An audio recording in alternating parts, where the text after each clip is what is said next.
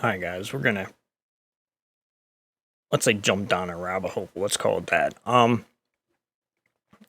came across this write-up, and this is kind of pretty interesting, because the more you search into this, the more you find out, a lot of this stuff is, I don't want to say true, but, it's provable in here. There's a lot of stuff that's saying that this was planned. I'm not sure it was planned. I do believe it was just an accident, but I've seen weirder stuff, and nothing's going to surprise me anymore. So they're saying what was in they're saying 19 unmarked tanker cars. I don't know about all 19. We'll say at least 5. Let's say the 5 they marked as vinyl chloride. I'll go with that. What was actually in them? It'd be interesting to find the source of the liquid cargo. They call it chemical weapons too. Well, I guess it could be. Came from Madison, Illinois, a so-called shut-down uranium rod production facility in the infamous Dow Malakenrot chemical company, more recently operating under the name of Spectrulite. So that's kind of interesting. Since the mid-1990s, the highly radioactive site, located across the Mississippi River from St. Louis, has been under cleanup, toxic containment effort by the EPA, which has resisted designating the huge mess as a permanent hazardous radioactive waste dump. I find that kind of interesting too, because EPA's involved in this. So I looked up, this thing. So I guess it's owned. Republic Service, a giant waste disposal company that owns the radioactively contaminated West Lake Landfill Superfund site in North St. Louis County. In that role, Callow has acted to tamp down on public concerns about severity of the environmental and health problems related to the troubled landfill. The mayor's former law partner has passed ties to the now defunct Spectrulite Consortium Incorporated, a company that owned a plant in Madison, Illinois, contaminated with radioactive waste from the Cold War. The problems of Spectrulite began in 1957 when the foundry was owned by Dow Chemical. Dow processed uranium at the plant between 1957 and 1961 under a subcontract with St. Louis-based Malakenrot Chemical Company, which was working for the U.S. Atomic Energy Commission. Dow's work caused radioactive debris to accumulate in overhead girders, which was ignored for decades. In 2000, the U.S. Army Corps of Engineers oversaw the partial radioactive cleanup of the Spectrulite plant. The Department of Energy conducted the first radiological test in the facility in March of 1989, which showed elevated levels of uranium-238 and thorium-232. So this was an old plant that they used the chemical for. It's called vinylidene chloride, okay? They used it at this plant to clean uranium fuel rods for the nuclear reactors. And I guess this stuff has been at the Illinois facility, where it has been since been stored in still holding tanks. Where we've seen that before too. What we have a lot of in town. All right, chlorine-based compound, not in 5 tankers, but 19. Like I said, I'm just going with the 5 that they labeled as vinyl chloride. Were falsely described by the EPA and Norfolk Southern Rail as vinyl chloride, a rather innocuous substance, in the cover-up of actual content of a highly volatile vinylidene chloride, the unholy trinity of nerve gas killing agents of warfare, sarin, VX, which were redacted from the EPA manifest of burnt cargo at the East Palestine, Ohio. No, say they planned disaster. I don't think it was planned, but hey. These 4 toxic acidic chemicals were part of the illegal chemical weapons hidden in Madison, Illinois, across Mississippi River from St. Louis, home of the implicated Malakenrot pharmaceutical and chemical weapons supplier. So they're saying the vinylidene chloride. Okay, now what is that? It's also known as dichloroethene. It's not found naturally in the environment. It's a colorless liquid with a mild, sweet smell. It's also called vinylidene chloride. It's used for making certain plastics as flexible films and food wrap and packaging materials. It's also used in making flame retardant coatings for fiber and carpet backings and piping and in piping, coating for steel pipes and adhesive applications. Let's see here. Short-term effects in humans are the central nervous system, including the depression of it, convulsion, spasm, a consciousness at high concentrations, low levels, can affect the liver. Animal studies indicate that chronic exposure to vinylidene chloride can affect the liver, kidneys, central nervous system, and lungs. There's no adequate data to say about what it does in humans. I find this pretty interesting. The potential symptoms of overexposure is irritation of the eyes, skin, and throat. I think that's all I wanted to hit on this page. If there's a fire, this thing is you're not supposed to use water on it because it's highly reactive to water. I don't know where I've seen that at, but I'm not gonna look for it. But which I found kind of interesting. All right. Detection of phosgene, 10 times more toxic than chlorine gas, in the black cloud of smoke over East Palestine, Ohio burn pit indicated the chemical content of, this is 16, but we're just going with 5. I'll just say 5 for now.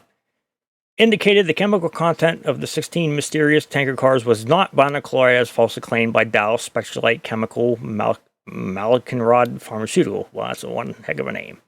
Norfolk Southern Transit and EPA, but actually comprised a more volatile vinylidene dichloride. And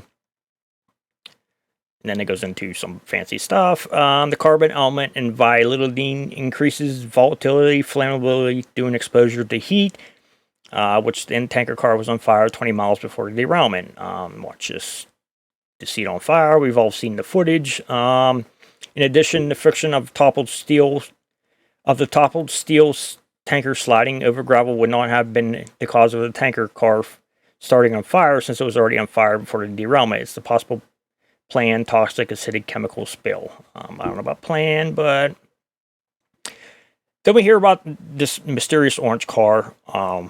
I've seen another video about this. I don't know. I guess they're saying it was pre-placed. It's a little too conspiracy for me.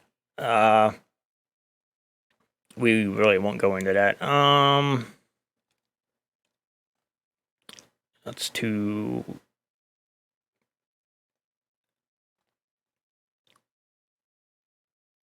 Let's see. The violent flames and towering black smoke is vinylidene chloride created phosgene, which is kind of interesting because, that's what vinyl chloride creates too.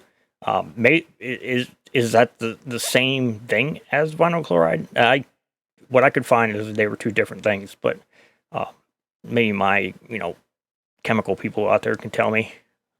Maybe it's the same thing. I don't know. But I just find it interesting what it was used for, and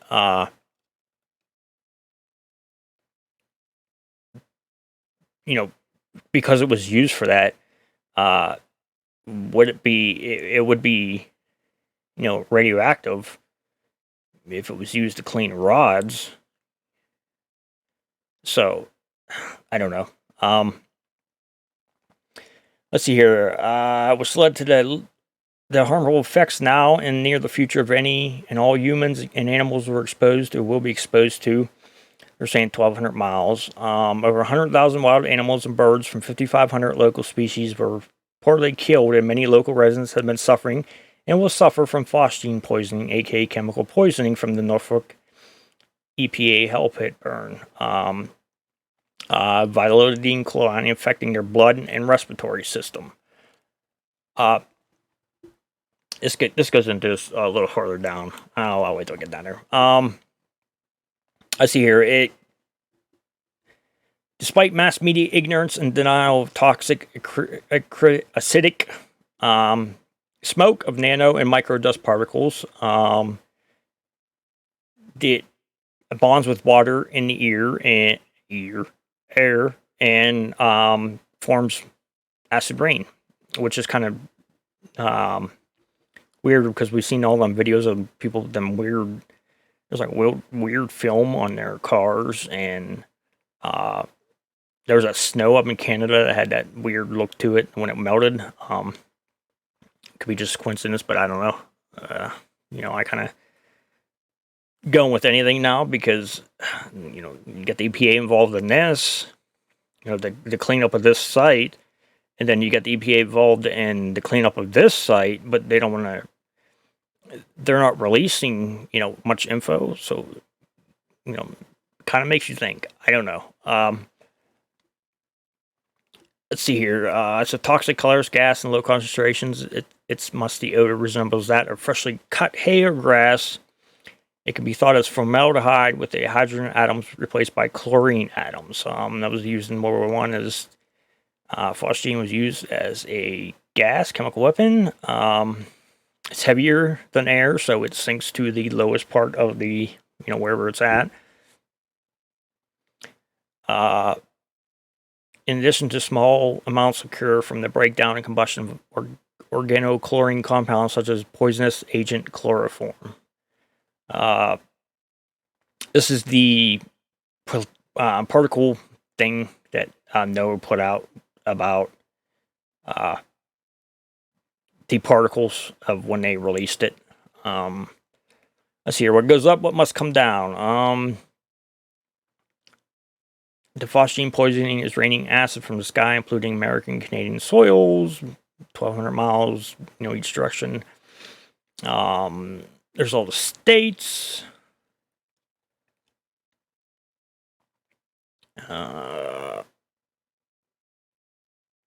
See, did I get that? Yeah, they get that. We'll wait to get down on that. What was the final destination of the cars?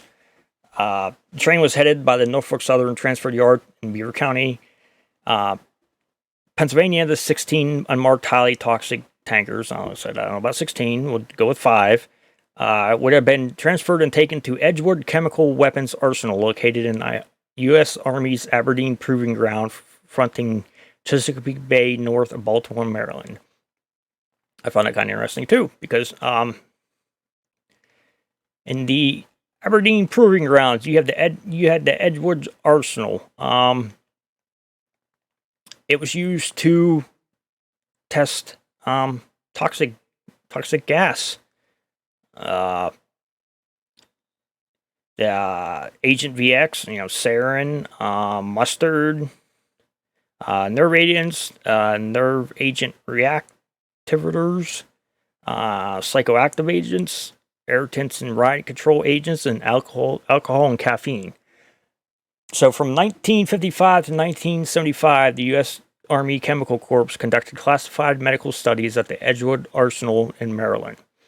The purpose was to evaluate the impact of low-dose chemical warfare against agents on military personnel and to test protective clothing and pharmaceuticals. About 7,000 soldiers took part in these experiments, so involved exposure more than 250 chemicals, including the Department of Defense. Some of the volunteers exhibited symptoms at the time of exposure to these agents, but long-term follow-up was not planned or part of the DoD studies. So they're saying this is where this stuff was heading, which it kind of makes sense. Why is a highly toxic flammable being transferred from the U.S. Army Aberdeen Proving Grounds transferred to the U.S. Army Aberdeen Proving Grounds from Madison, Illinois? Given the severity of international law toward production and deployment of chemical weapons, blatant lies have been told to the residents in Ohio and nearby Pennsylvania, assuring the local communities of the safety of air quality and their water supply. If this is true, why was an order for a burn-off issued? Did you know that there was only a single liquid tanker car that was detected overheating? Now, that's the good thing, because when they first said they were going to do this burn, they said one car. And then it was all of a sudden 5 cars. Now, according to... Now, if we go by the train manifest, okay, there was a group of 4 cars that they have labeled as vinyl chloride, and then there was, I don't even know how many cars in between, and then there was a vinyl chloride car by itself, which kind of makes sense, because you watch this when they, explode this, I'm going to call it what it is, they explode it, you have one group of explosions right here in, this general area. And then you got a single one down here. Now, my question is, okay, you have one car that was, well, they say one car was overheating, okay? So, if that one car was in that group of, let's say, 4 cars that was powered up, I don't have the overhead view. Okay, if that one car was overheating, I can understand lighting off the 4 cars that are near it. But why was the 5th one, why did you have to release it on the 5th one? Now, if the 5th one was overheating, the one by itself, why did you have to release it on the other 4? So you see one explosion there. That'd be the group of 4. And you get the one off the side. It's going to start right now. There's a separate one. Farther down the tracks, off to the side. Now, if only one car was, temperature was getting up, why did you have to detonate that lone car, or why did you have to detonate that group of 4 cars? It's just, something that really stuck with me, because they say it was one car, but they wanted to detonate them all. So, anyways,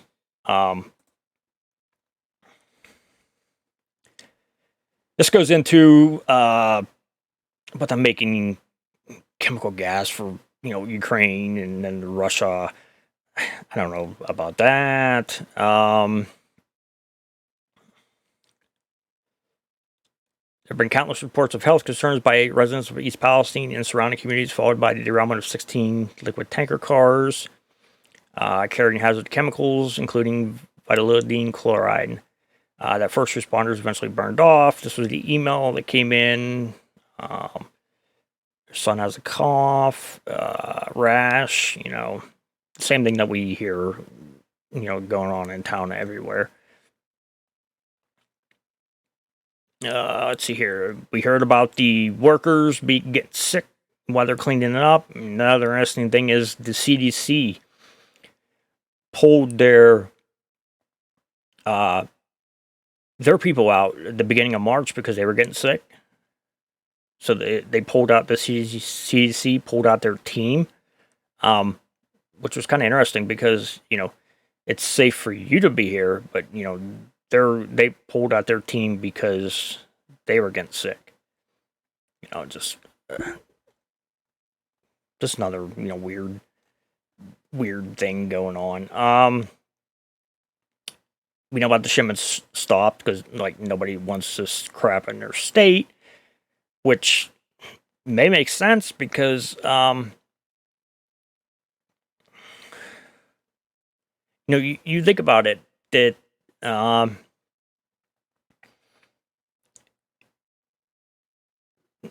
which is kind of weird to say, but, was this stuff, radiological? Was it radiated from it cleaning if it came from, that plant, which it may have been. Maybe EPA was transferring it from that plant to Aberdeen to dispose of it because they're supposed to be cleaning up this, Madison, Illinois one. So what if that had a, I don't know how, radiated it has to be. But I just looked up, what's the things of radiation sickness, which, I heard people say, well, some of the symptoms that people have sounds like, radiation poisoning in a way. And there was also questions asked about, did you ever test, to see if there was any radiation or anything, giving the background of some of these companies of where this chemical came from, which now I know what they're talking about. I was kind of lost when he asked that question, but now I know, being the background of that company and what it used to do, and this stuff was, being cleaned up and it's been stored on site. Was it, basically had some radiation to it? Kind of different. Let's see here. If you had mild exposure, it may take hours or weeks for any signs or symptoms to begin, but with severe exposure, signs and symptoms can begin in minutes to days after exposure. You get nausea, vomiting, diarrhea, headache, fever, dizziness, disorientation, weakness, fatigue, hair loss, bloody vomit and stools from internal bleeding, which is kind of interesting. Because there's this one video. Let's see if I can find it. Infections and low blood pressure. So, I hope I'm really wrong on this, but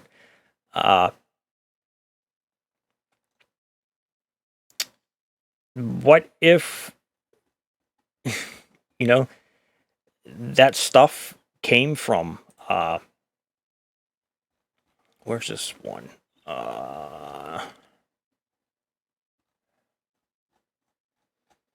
What if that stuff came from that plant and it was actually,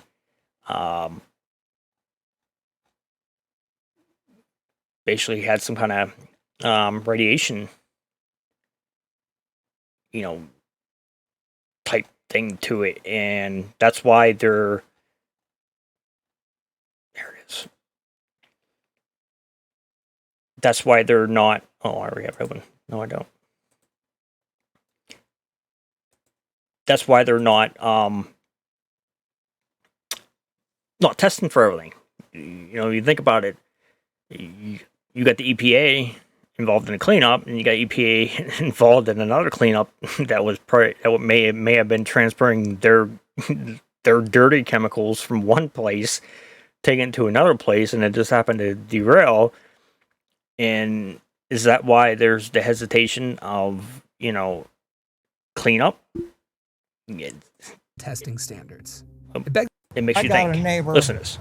and right now he's puking blood because he works right there in the main part of it.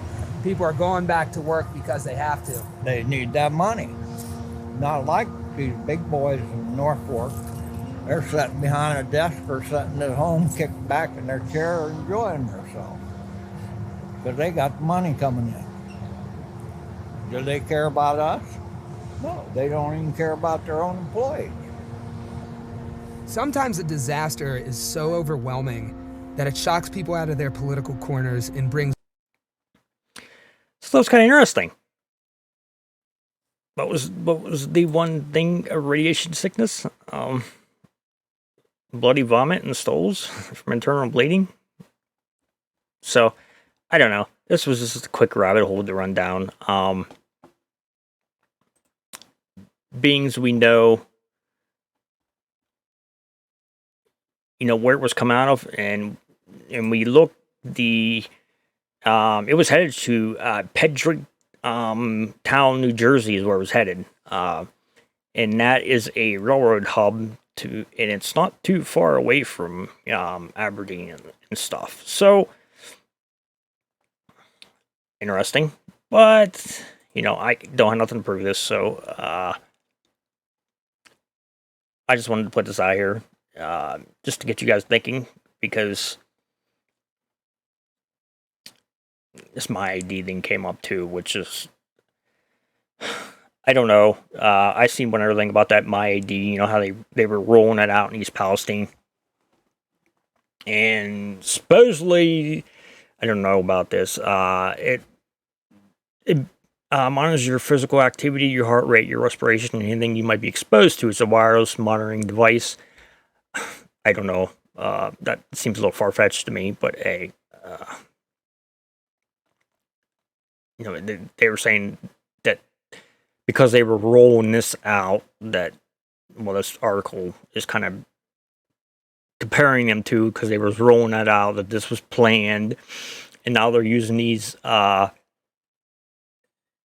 ID bracelet things to you